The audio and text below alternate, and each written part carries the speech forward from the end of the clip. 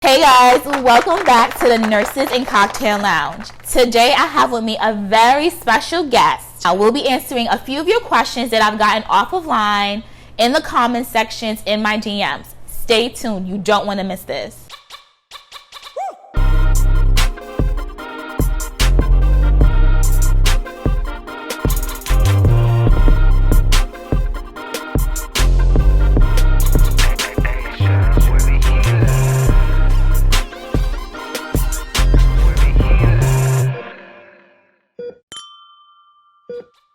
Hey guys, welcome back to the Nurses and Cocktail Lounge. Today I have a very special guest that will be sitting in with me answering all your questions. Hey girl. Hey. Hi. Oh, this is a real cocktail now. Yes. I love it. Yes. So Sharique is a friend and producer. She is a producer on the show. And we will be answering all your questions from the viewers and subscribers. Can we get you a drink? Yeah, I need a drink. I need something. Yeah. What are you drinking? Ooh, girl. We don't have a sponsor for this yet, so I can't tell you. Ooh. Thank you, bartender. All right, guys. So we're going to be sitting here answering the questions from the viewers and subscribers. Are you guys ready? Are you ready? I don't know if I'm ready, but I'm going to get ready. All right. I'm excited. Yes. So we have some questions here. Just going to... Oh, from Allison in New Jersey. I am an ambitious 20-year-old who is in nursing school and have dreams of opening my own business one day. My boyfriend isn't supportive, but I'm in love with him. What do I do? Ooh, child. What do you do? What do you do? You take that one, honey. Let me drink. Yeah, I'm gonna need a drink for this. Oh God. So, Allison, or anyone who is out there watching and maybe in a situation, 20 years old and you're ambitious, your ambition is only going to grow. Mm-hmm. Am I not right? Mm-hmm. It's only going to get bigger. And I like to surround myself with people who just are just as ambitious because you want to feed off of that. Right. I'm a sucker for love, and I don't want to tell you to give up on him and to get rid of your love. However, if he's not on board with your dreams, gotta go. Gots to go, boo. I would say the same thing. Yeah? I agree. I think if somebody who isn't supportive of your dreams now at 20, like what is that going to look like? Even if you start to succeed and accomplish those goals, they might have some sort of resentment towards you. So that's never a good combination. Allison, I'm praying for you, girl. Yeah. But he couldn't be with him that long if you're only 20 anyway. He can go. No, that's young love. He can go. That's young love, too. He can go. Yeah. All right. Keep it moving. Next question. Okay. This is Crystal from the ATL Shouted. She says, I'm a travel nurse from ATL. I am in LA. I feel like dating sucks here. How is dating in LA for you?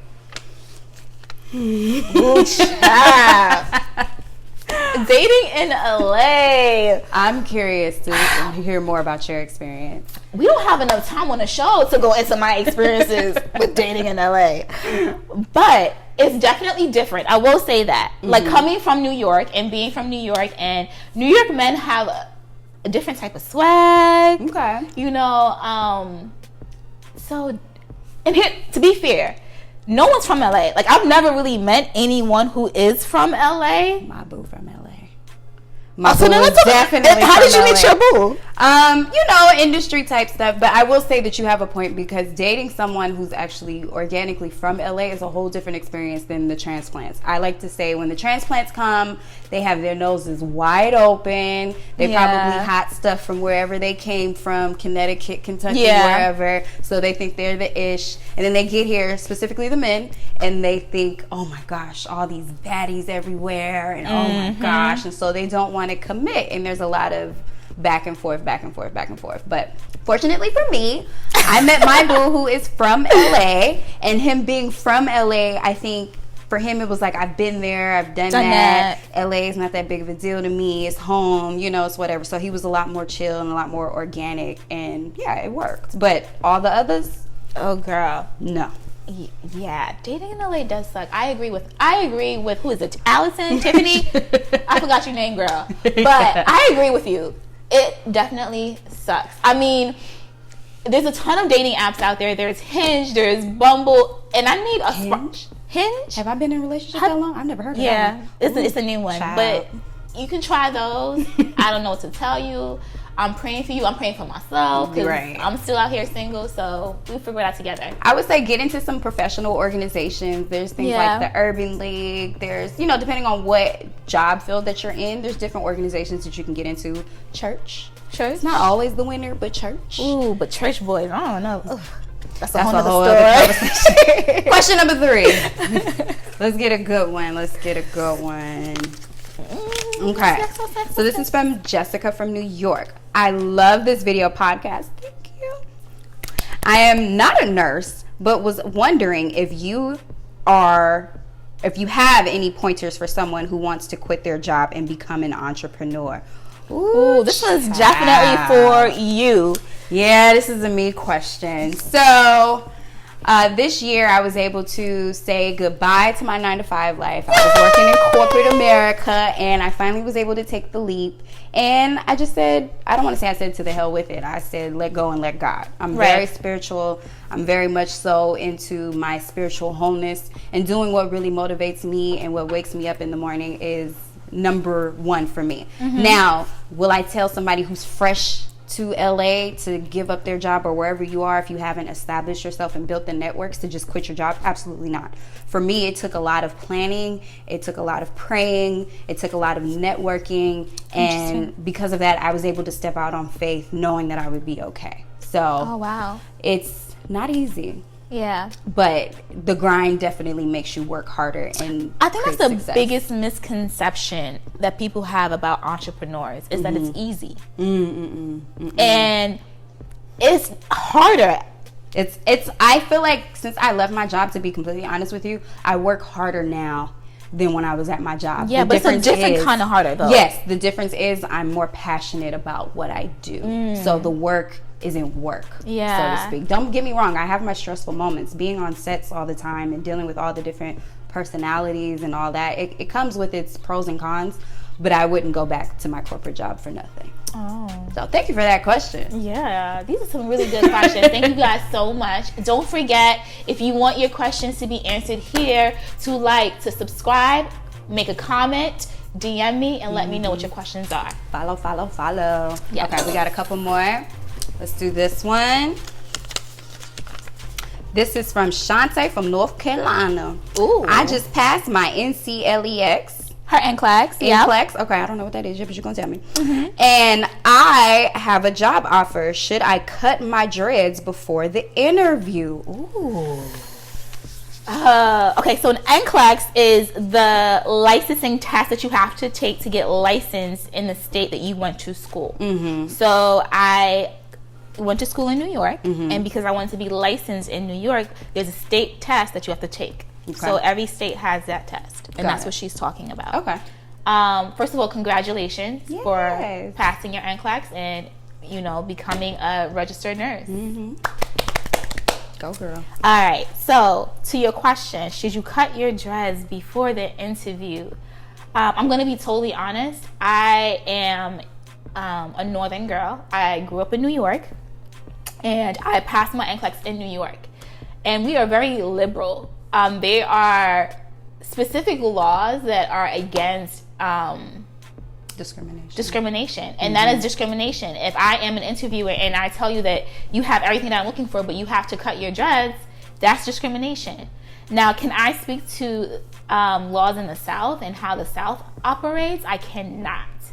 And that's a tough question. What do you think? What would you suggest she do? I mean, it's a catchy situation, because I feel as though in certain situations, assuming she's black with dreads, they have some others that do wear dreads as well. Right. But it could be a situation where you could be typecasted even, and you're that token black person in the office.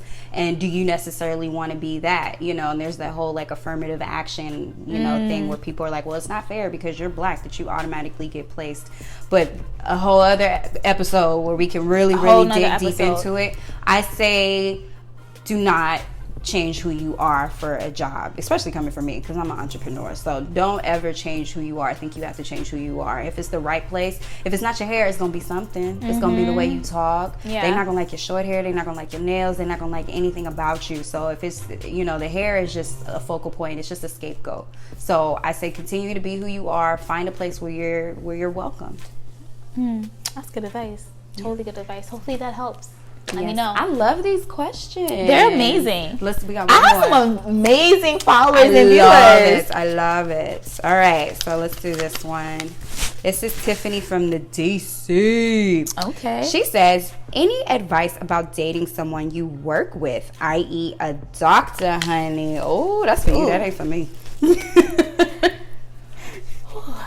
Dating someone that you work with, a doctor. My own personal view on that, I don't date doctors. Why is that? I don't know if it's I've watched too many doctor movies, I've watched too many Grey's Anatomy, or I don't date doctors because I feel like they always cheat with nurses. Really? Yeah. So the They doctor, spend half of their time in the hospital. so the doctor, is he viewed as like your superior? Like, is he your superior, or? I don't view him as my superior. Okay, I always wondered that. No. So, I mean, in a hospital, doctors are not a nurse's superior. That is definitely a myth. Okay. If you work in the right hospital, in the right hospital environment, you should be working together cohesively. Got it. Okay? Because there's certain things doctors cannot do that nurses do. And so there's a level of equal respect that needs to go across the board. Now, to get back to her question about whether or not she should date this doctor, again, I'm a sucker for love. And if he's fine, okay, girl. Go for it. Go out on a date. Like, what's the worst that can happen? Go out on a date. I am not one to date somebody that I work with, but it may work for you. So I say go for it. Why not? I mean, I think when you're dating somebody that you work with and you're with them all the time, there's always so much space for drama. I know we do watch Grey's Anatomy and all that. I think in your profession, just based upon my own conception of it, you guys do spend a lot of time in these establishments. So I would hate for something to go bad between me and someone that I'm going to be around all the time, and then I have to be around them all the time. So my my own personal rule of thumb is I don't dip the pen in company. Yeah. Ooh. Wait, hold on. Say it again. I don't dip the pen in company ink. We don't do that. Can you get that on a shirt?